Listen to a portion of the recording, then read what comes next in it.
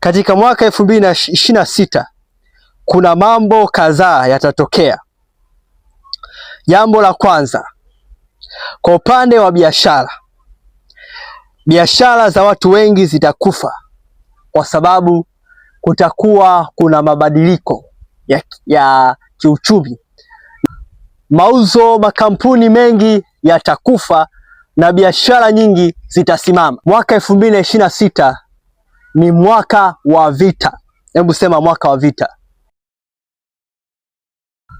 Mauzo, makampuni mengi yatakufa na biashara nyingi zitasimama. Katika mwaka 2026 kuna mambo kadhaa yatatokea. Jambo la kwanza, kwa upande wa biashara, biashara za watu wengi zitakufa kwa sababu kutakuwa kuna mabadiliko ya kiuchumi. Mauzo, makampuni mengi yatakufa na biashara nyingi zitasimama. Mwaka 2026 ni mwaka wa vita. Hebu sema mwaka wa vita.